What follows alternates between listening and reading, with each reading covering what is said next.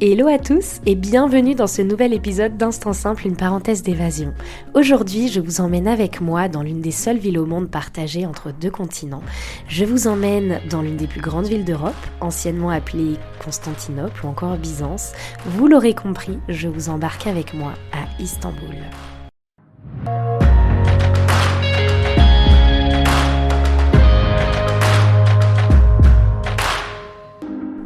Je suis Lina, coach de vie certifiée et voyageuse solo passionnée. À travers ce podcast, je vous propose chaque mardi un récit de voyage, une anecdote qui a été transformatrice pour moi ou l'un des invités. Le but, c'est d'aller explorer ensemble les leçons de vie qu'on a pu tirer de ces expériences, parfois un peu folles quand même. Alors si vous cherchez un podcast qui mixe développement personnel et voyage, vous êtes au bon endroit. Si ce concept vous plaît, je vous invite à soutenir ce podcast en laissant une note, un commentaire ou en le partageant à vos proches. Sur ce, bon épisode. Comment ça va aujourd'hui ? Comment vous allez ? Ça fait... j'ai l'impression de toujours commencer mes épisodes comme ça, par « Oh, comment ça va ? Ça fait si longtemps !» Mais là, pour le coup, ça fait vraiment longtemps que je me suis pas mise devant ce bureau pour enregistrer un épisode et ça me fait tellement plaisir d'être de retour parmi vous, de poser mes affaires chez moi, en Haute-Savoie, après les multiples périples que j'ai eus en septembre-octobre. Trop heureuse, du coup, de reprendre la parole. Aujourd'hui, je vous fais un épisode, comme d'habitude, que je vais pas retoucher.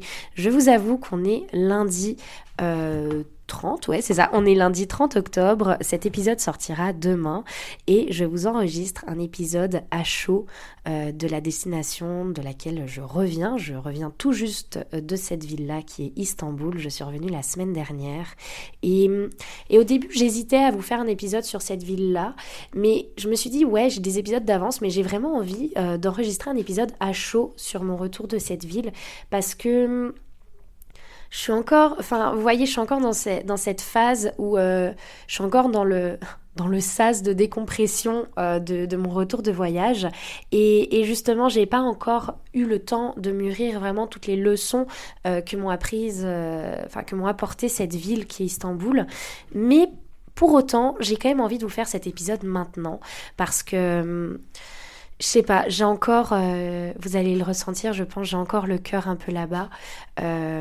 Mon corps est ici et mon cœur est encore un peu là-bas. Donc, cet épisode risque d'être riche en émotions, comme d'hab. Et je pense que je vais aussi beaucoup vous apporter de petits conseils sur cette ville parce que... voilà, vous l'aurez compris, elle m'a changée, elle m'a transformée. Et dans cet épisode, je vais vous dire comment. Alors non, vous n'avez pas été nombreux à me le dire, mais... je me rends compte que là, j'ai enchaîné les épisodes très longs de 50 minutes et quelques. Et maintenant, là, j'ai envie de vous proposer un épisode plus léger, plus léger à écouter. Voilà, un petit épisode d'une 30aine de minutes. J'espère ne pas les dépasser. Je pense que cette intro est bien assez longue, en tout cas. N'hésitez pas à venir me dire sur Insta si vous préférez des épisodes plus courts ou des épisodes plus longs. J'essaierai de m'adapter en fonction. Et sur ce, écoutez, je vais commencer. Donc, pour résumer, je me suis fait mon petit calepin là avec mes bullet points à aborder avec vous. Et clairement, Istanbul m'a révélé 3 choses. J'ai envie de faire ce podcast sur les 3 aspects que j'ai vécu pendant ce voyage. Parce que pour moi, j'ai vraiment appris 3 leçons de vie qui ne se ressemblent pas les unes des autres. Et pourtant, j'avais pas envie de vous faire 3 épisodes différents pour parler de la même chose non plus. Donc voilà, je vais vous parler des 3 leçons de vie que m'ont apporté Istanbul. Déjà, pour remettre dans le contexte, qui, pourquoi, comment, où, quand est-ce que je suis partie dans cette ville ? Est-ce que je le savais ? Est-ce que c'était un projet prévu d'avance et tout ? Je vais vous raconter tout ça. Donc Istanbul, c'est parti de quoi ? C'est parti de... Alors, Je ne sais pas si vous le saviez, du moins je crois que je ne l'ai même pas forcément abordé là dans ce sujet, dans ce podcast, mais je suis coach de vie. Je suis également en train de sortir une formation pour accompagner les personnes à organiser leur premier voyage en solo. D'ailleurs, si vous êtes intéressé, je vous mets le petit lien pour vous inscrire à la newsletter pour être informé en temps et en heure du lancement de cette formation. Et en troisième partie, je suis également organisatrice d'événements business à l'étranger. Donc ces événements, c'est quoi ? Pour vous la faire courte, j'organise des événements qui rassemblent une trentaine de chefs d'entreprise français ou du moins francophones, donc belges, luxembourgeois ou français, ou suisses également. Et donc voilà, c'est une trentaine de chefs d'entreprise qui se retrouvent l'espace de 48 heures dans une ville pour échanger, pour parler business, pour faire du réseau. Et moi, mon but dans ces événements-là, c'est de tout organiser de A à Z. Donc je recherche l'hôtel, le yacht, les restos, les goodies, les transferts jusqu'à l'aéroport. Enfin voilà, mon but c'est d'organiser de A à Z n'importe quel événement. D'ailleurs, si vous avez des événements organisés, contactez-moi, il n'y a pas de souci. Mais voilà, donc j'étais à Istanbul dans le cadre de l'organisation de ces événements. Je savais que j'allais y aller parce que du coup j'ai signé un contrat avec l'entreprise qui m'embauchait avant donc pour ces événements-là. Donc cette année, grâce à eux, je suis allée donc à Marrakech, à Majorque, à Amsterdam et la dernière destination de l'année, c'était Istanbul. Donc ça fait déjà quelques mois, enfin voilà, ça fait depuis janvier là que je sais que je devais aller à Istanbul. Et du coup, voilà, j'avais quand même cette excitation parce que je m'étais dit ouais, Istanbul, c'est une énorme ville, ça va être incroyable et tout. Et c'est vrai que je partais à ce voyage un peu, alors pour le coup, je suis arrivée, si vous voulez, les 3-4 premiers jours, j'étais purement dans l'organisation de mon événement. Donc là, j'étais à fond dans le travail et tout était planifié et coordonné à la minute. Et ensuite, j'ai toujours fait ça cette année pour Marrakech, Majorque et Amsterdam. En fait, à chaque fois, je suis à fond dans l'organisation de mon événement. Donc, je prépare très très bien mes premiers jours de voyage puisque je travaille.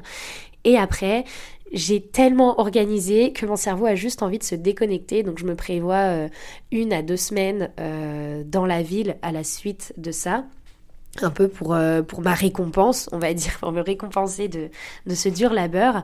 Et donc, du coup, je suis arrivée, voilà, j'ai fait mes 3-4 premiers jours à Istanbul et après, j'avais 10 jours à Istanbul où j'avais rien prévu. Mais pour vous dire, j'avais tellement rien prévu que j'avais même pas réservé mon auberge de jeunesse à l'avance. J'ai réservé mon auberge de jeunesse le dernier jour de l'événement pour le lendemain, en fait. Voilà, donc un peu à l'arrache, on va dire. Et c'est ça que j'aime au final parce que j'ai tellement passé de temps à organiser cet événement de 48 heures et j'ai passé beaucoup de temps et d'énergie que du coup j'aime après juste me laisser guider au feeling et voir ce qui se passe. Donc à Istanbul, voilà le contexte. Donc je suis arrivée, j'ai fait les 3-4 premiers jours, bon c'était incroyable, là pour le coup j'ai connu le luxe entre guillemets parce que j'étais logée au palace gratuitement, hein. On m'a offert, le commercial de l'hôtel m'a gentiment offert ma chambre. J'ai eu la chance d'aller sur un yacht sur le Bosphore. J'ai privatisé un rooftop dans le quartier de Sultanahmet, donc avec une vue sur Hagia Sophia et la Blue Mosque. Donc voilà, j'ai vécu des moments incroyables. C'était fou. C'était fou et ensuite en fait à la suite de cet événement voilà, je suis passée d'un palace à une auberge de jeunesse en dortoir et attention on s'entend, ça m'a énormément plu. Je pense que si un jour je gagne assez d'argent pour me payer des nuits en palace dans tous mes voyages, je ne le ferai pas et je resterai en auberge de jeunesse juste parce que j'aime les rencontres, j'aime les gens qu'on y trouve, j'aime me faire des nouveaux amis, j'aime parler, échanger et c'est pas dans les palaces qu'on trouve ça, c'est clairement dans des auberges. Donc voilà, me voici arrivée dans ces 10 jours freestyle à Istanbul dans une auberge de jeunesse. Désolée, je suis un petit peu enrhumée, je sais pas si ça s'entend, mais en tout cas je le suis.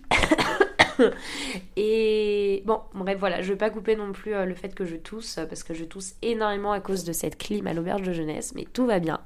Donc là, on se retrouve, du coup, je crois que je suis pas trop mal niveau temps.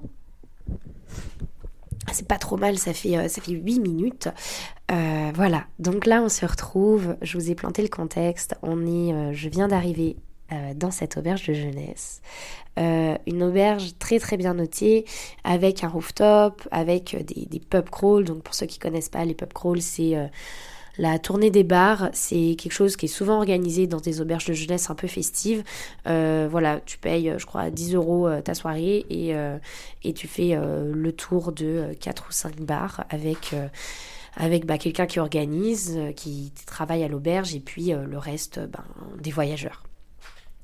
Et aujourd'hui, si je vous parle de tout ça, c'est parce que cette expérience à Istanbul m'a apporté 3 leçons de vie vraiment aujourd'hui que j'estime ultra importantes. La première, c'est que Istanbul a été une des premières destinations où j'y suis allée et que je me suis revendiquée digital nomade. Digital nomade, pour ceux qui... Excusez-moi. Pour ceux qui ne connaissent pas, digital nomade, voilà, c'est juste le fait de pouvoir travailler d'où on veut, d'avoir soit sa propre entreprise, soit un travail qui nous permette d'être libre géographiquement. Mais voilà, le but du digital nomadisme, c'est de pouvoir clairement travailler juste avec son ordi, une connexion Wi-Fi. Et c'est la première fois, c'est le premier voyage où, quand je rencontrais des personnes, quand on me demandait ce que je faisais dans la vie, je disais, je suis digital nomade, je travaille avec mon ordi, j'organise des événements, je suis coach de vie et j'ai mon podcast. Voilà, en résumé, ce que je leur disais. Et du coup, c'était beau, enfin voilà, ça a été beaucoup de fierté pour moi de dire ça, parce que je m'étais jamais revendiquée digital nomade avant, et puis maintenant, je me suis dit, en fait, Lina, en soi, dans les faits, t'as juste besoin de ton ordi quand tu travailles, donc je pense que tu peux te le revendiquer.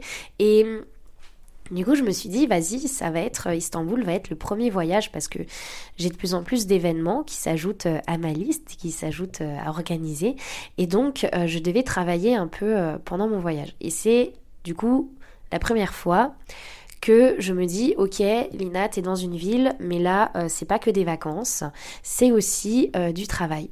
Donc Istanbul, ça a été la première destination où j'ai dû mixer travail et voyage. Et du coup, je me suis rendu compte que ce n'était pas forcément une des choses les plus simples à faire. Pour les Français que j'ai rencontrés à Istanbul et qui m'écoutent, je pense qu'ils rigoleront bien sur ce passage, parce que tous les jours je disais non, mais là je dois rentrer, je dois bosser, et je le faisais absolument jamais. Donc je pense que vous devez bien rire en entendant tout ça. En tout cas, j'ai quand même réussi un peu à travailler. Mais si vous voulez, Istanbul m'a vraiment montré la complexité de lier voyage et travail.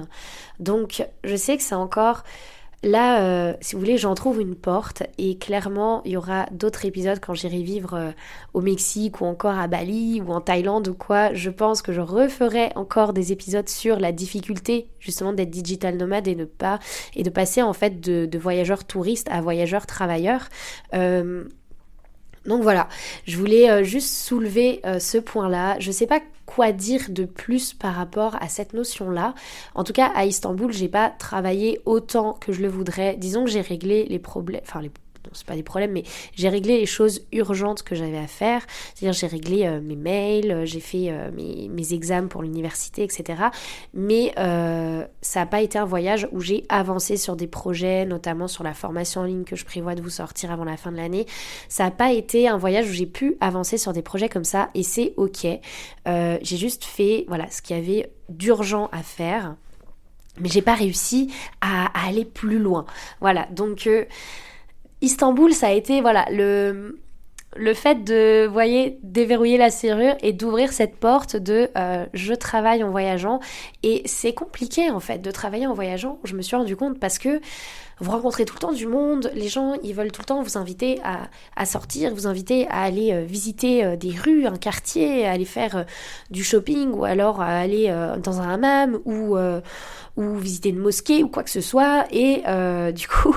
je me suis dit, ok, et vu que moi je suis une yes woman, comme vous avez pu l'entendre dans pas mal d'épisodes, notamment celui sur le lundi, là, c'est le plus beau lundi de ma vie, qui doit être, je pense, le 2e ou 3e épisode de ce podcast, c'est ça. Voilà, j'aime dire oui aux aventures, oui aux challenges, et en fait j'ai encore cette part de moi où quand je rencontre quelqu'un et qu'on me propose quelque chose, j'ai beaucoup de mal à dire non parce que je veux toujours dire oui, tout simplement, parce que je me dis, Lina, l'occasion ne se représentera sans doute jamais, voilà, tu ne seras pas tous les 15 du mois à Istanbul, donc bah voilà, dis oui à ce qu'on te propose et le travail, ça passe après.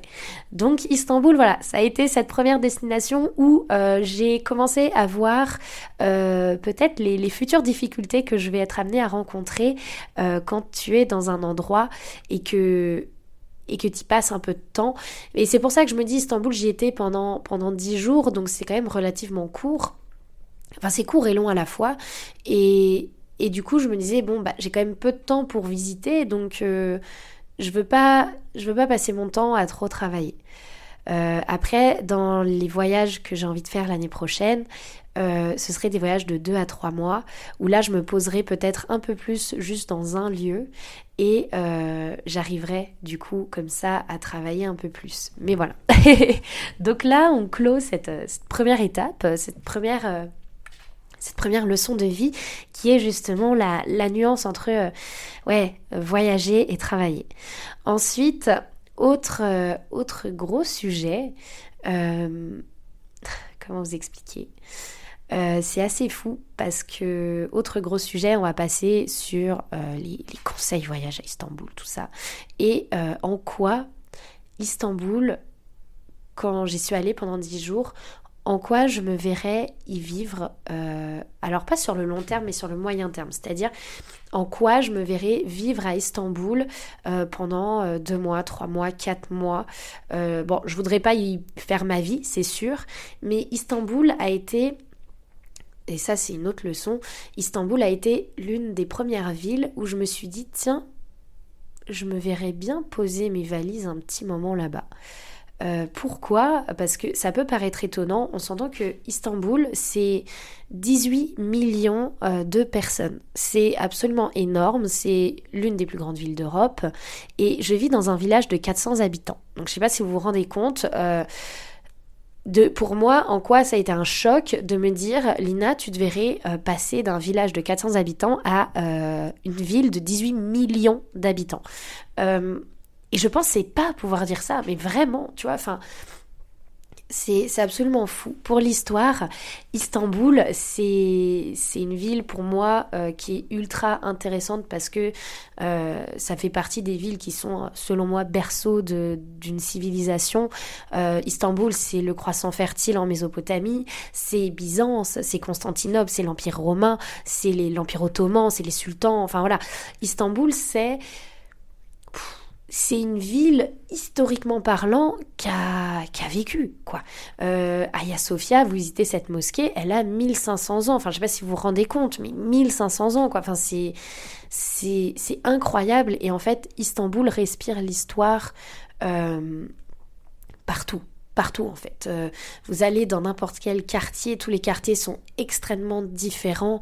Vous avez Beşiktaş qui est un quartier très populaire, très jeune, très un peu anticonformiste, on ne veut pas se plier aux règles, etc. Vous avez Taksim qui est un quartier assez touristique avec une grande rue, avec plein de magasins où vous avez tous les gens qui sont venus pour faire de la chirurgie esthétique ou se faire implanter des cheveux. Vous avez le quartier de Fatih, donc le quartier Sultanahmet où là vous avez les 2 mosquées absolument incroyables. Vous avez le quartier de Galata, donc avec des petites ruelles pavées, avec une tour, et puis vous descendez et vous avez le quartier de Karaköy, où là, vous pouvez traverser un pont, il y a des pêcheurs tout le long du Bosphore qui vendent leurs poissons à la criée, enfin voilà, c'est vraiment une ville, et vous avez évidemment le côté asiatique avec Kadıköy et d'autres endroits comme la mosquée de Kamletche, je crois que c'est ça. Excuse-moi Ozan si tu m'entends. Mais de toute façon tu comprendras pas ce que je dis, donc c'est pas grave. Voilà. Et en fait, si vous voulez, dans Istanbul, vous avez énormément, déjà c'est une ville qui est sur 2 continents, c'est la seule ville qui est sur 2 continents, vous avez un quartier Europe et un quartier. Vous avez une partie de la ville qui est européenne, et ensuite vous avez le Bosphore, donc ce grand fleuve qui traverse cette ville, et de l'autre côté de ce fleuve, vous avez le côté asiatique, donc avec Kadıköy et les autres quartiers. Le côté asiatique est beaucoup plus vert, vous avez beaucoup plus de parcs. Si vous voulez, les parcs sont beaucoup plus accessibles facilement du côté asiatique.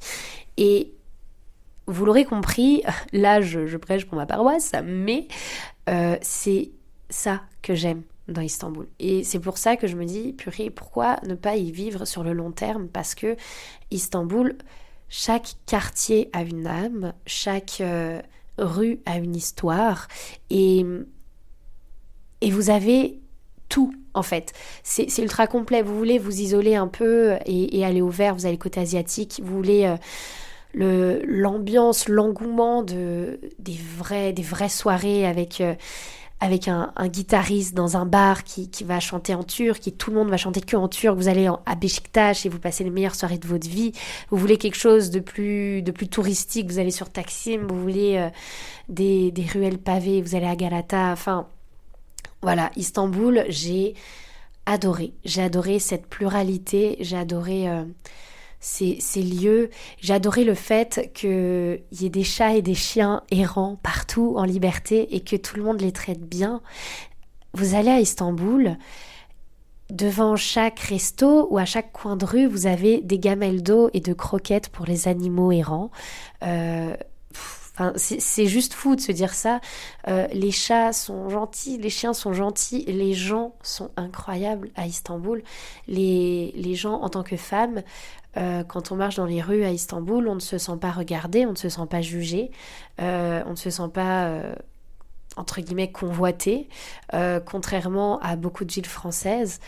De plus, à Istanbul, la vie est quand même peu chère quand on a un salaire français. Là-bas, c'est des livres turcs, donc des liras. 1 euro, c'est à peu près 29 liras, pour vous donner un ordre d'idée. Voilà, c'est absolument fou. Et voilà, est-ce que je dois justifier un peu plus en soi mon envie de vivre à Istanbul?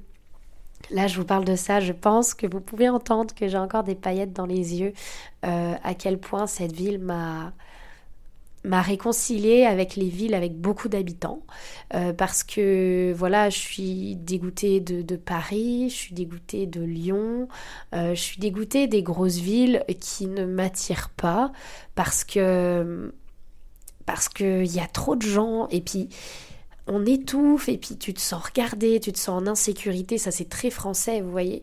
Et pourtant, une ville comme Istanbul, à 18 millions d'habitants, je me dirais, purée, j'aimerais bien y vivre, parce que il y a une ambiance incroyable, il y a une histoire très riche, et il y a un peuple ultra ouvert, ultra accueillant, et les prix sont pas chers. Donc en soi, Istanbul regroupe tous mes critères pour m'installer un petit moment là-bas. Bon, tous mes critères peut-être pas, parce que ça manquerait un peu de rando, peut-être un peu de nature, mais voilà. Une des leçons que m'a apporté Istanbul, c'est ça, c'est de me dire, moi qui étais fermée à me dire plus tard je veux vivre dans une grande ville, et ben Istanbul a un peu ouvert cette porte-là, de me dire tu vois, là tu t'y sens bien. Là tu y es resté 10 jours et tu t'es déjà fait un cercle de potes incroyable en 10 jours. Tu te dis pourquoi pas y vivre un peu plus. Alors je vais juste checker le timing. On est à 22 minutes et c'est plutôt pas mal, non? Alors, autre sujet également, Istanbul a été révélateur pour moi d'une grande limite. Une grande limite sur les voyages solo. Alors là, vous allez dire, qu'est-ce qu'elle entend par là, celle-là? Pour moi, Istanbul, ça a été assez dingue, mais ça a été une des premières destinations où je n'ai jamais été seule. J'y suis partie toute seule. Mais à chaque fois que je rencontrais quelqu'un, Tout le temps, il fallait qu'on me demande ah mais viens avec nous là-bas, viens on fait ça ensemble, ah ça te dit d'aller là, ah toi aussi tu vas là-bas, vas-y je me joins à toi, vas-y je fais ci, je fais ça. En fait j'étais dans une auberge de jeunesse qui bougeait énormément, une auberge ultra vivante, enfin voilà, une auberge qui bougeait énormément et tous les jours, on me demandait oh Lina, est-ce que tu serais ok? Viens, on va faire ça ensemble. Viens, ah, toi aussi, tu vas faire du shopping aujourd'hui? Ah bah viens, je me joins à toi, etc. Et je n'ai pas passé un seul moment toute seule pendant ces 10 jours à Istanbul. Et sur la fin, je vous avoue, presque avoir été un peu sur les nerfs. Enfin, disons que je voulais croquer la vie à pleines dents, donc les premiers jours, je dirais pas que j'ai brûlé mon énergie, mais j'ai passé du temps avec beaucoup de personnes. Je suis beaucoup sortie, j'ai rencontré énormément de gens, j'ai échangé, j'ai vécu des moments incroyables et je regrette pas du tout ces moments-là. Mais sur la fin, les gens voulaient encore passer du temps avec moi et là j'ai commencé. Pendant 2 jours, j'ai juste dit aux gens non, là, c'est pas que je t'aime pas, mais je veux juste passer du temps toute seule parce que j'ai besoin de me retrouver toute seule avec moi-même et de kiffer mon voyage solo. Et c'est marrant parce que quand j'ai commencé à travailler du coup sur la formation en ligne sur le voyage solo que je veux sortir, eh ben j'ai fait un questionnaire et j'ai demandé aux gens quelles étaient leurs plus grandes peurs. Et leur plus grande peur, enfin pour la plupart des personnes, vous m'avez répondu que votre plus grande peur à voyager en solo, c'est d'être tout seul. Et là, Istanbul m'a montré par A plus B que clairement, si vous choisissez bien sûr, vous faites un Airbnb, bon, je dis pas, vous serez peut-être un peu plus tout seul, mais si vous choisissez bien votre auberge de jeunesse, et vous serez jamais tout seul. Genre vraiment, à la fin, je me battais, mais vraiment, je me disais, je disais aux gens, non, et je crois que c'est un des premiers voyages où justement j'ai refusé des choses, où j'ai dit non, où je suis devenue, alors pas no woman, mais quand on me proposait des activités, alors j'ai dit beaucoup oui, mais sur la fin, les 2 derniers jours, j'ai été obligée pour la première fois de dire bah non, là j'apprécie ton invitation, mais là non, j'ai envie de kiffer mon voyage toute seule. Et c'est la première fois que ça m'est arrivé en voyage solo. Donc voilà, c'était quand même une grosse histoire, une grosse aventure, selon moi, d'apprendre. Enfin voilà, quand on part en voyage solo, c'est important de savoir dire oui aux aventures, oui aux choses et tout, mais c'est aussi important d'écouter son énergie, de s'écouter et de se dire, bah là Lina, tu tires un peu sur la corde, t'as besoin de te recharger parce que je suis une personne assez introvertie et je recharge mes batteries en étant toute seule et c'est en étant avec les gens qu'elles se vident et je dis pas que j'aime pas passer du temps avec les gens, au contraire j'adore ça et ça m'alimente également, mais je sais que je peux pas me recharger en énergie en étant socialement avec des gens. Je suis obligée d'être toute seule et Istanbul m'a montré voilà ma limite en fonction du temps que j'ai envie de passer seule. Et là, je suis dans cette phase de retour à la vie. J'aime pas la vie réelle parce que pour moi, la vie réelle, c'est les voyages. Et c'est le moment où ça m'émeut, voilà, encore une fois. Mais voilà, là, je suis de retour en Haute-Savoie. Je pose mes affaires parce que j'ai couru un peu à droite à gauche, un peu partout.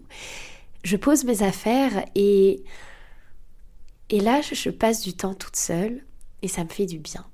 Et ça me fait du bien de me retrouver avec moi, d'aller marcher en forêt.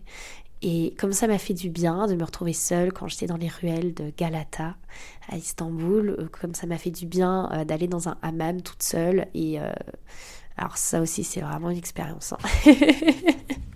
Ouais, je vous en parlerai peut-être dans un autre épisode. Mais aujourd'hui, je suis dans ce sas de décompression et j'ai l'impression d'être revenue à une routine qui me fait peur, même si je suis rentrée il y a une semaine. Après, on peut encore rencontrer des gens là où on habite. J'en reste convaincue, donc peut-être que cette routine changera, on ne sait pas. Mais voilà, je pense que ça sera l'objet d'un autre épisode qui va se faire assez rapidement, ce qu'on ne nous dit pas quand on rentre d'un voyage solo. Parce que ce qu'on nous dit pas quand on rentre d'un voyage solo, c'est que la routine va être difficile, encore plus difficile à accepter. Ce qu'on nous dit pas, c'est que on aura l'impression d'être très vide et pourtant très rempli à la fois, rempli des rencontres qu'on a fait pendant ces voyages, mais vide de l'absence de ces personnes. Et enfin, il y a plein de sujets qu'on ne nous révèle pas quand on rentre d'un voyage solo, et ça, je pense que ce sera l'objet d'un des futurs podcasts, et l'objet de beaucoup de choses aussi sur mon Insta, parce que je veux vraiment parler de ce... Alors je dirais pas que c'est un bad mood, mais en fait, vous voyez, c'est le genre de moment où tu te sens tellement heureux et tellement dans la gratitude que t'as un trop plein d'émotions et tu te dis purée, genre j'ai eu assez de chance pour vivre tout ça là, et du coup tu te reprends le revers de la médaille un peu. Donc voilà. Sur ce, écoutez, je pense que je suis trop heureuse. Cet épisode fait 30 minutes. Incroyable les gars, on l'a fait. Incroyable. Voilà, sur ce, je pense que je vais vous laisser là. Désolée pour ma maladie, parce que là, je parle du nez. Mais en tout cas, je vous dis à la semaine prochaine pour de nouvelles aventures. N'hésitez pas, je vous le demande pas souvent, mais n'hésitez pas à noter ce podcast, à le partager aussi pour le faire encore plus connaître.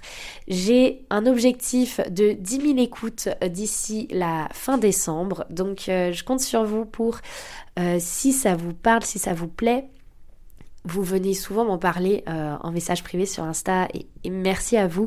Mais n'hésitez pas aussi à le partager à votre communauté, à le partager à vos amis. Et si vous voulez vous-même participer à un podcast et être l'invité d'un de mes podcasts, n'hésitez pas à venir m'en faire part. Je serai trop heureuse. Et allez, sur ce, j'arrête de blablater et je vous dis à la semaine prochaine.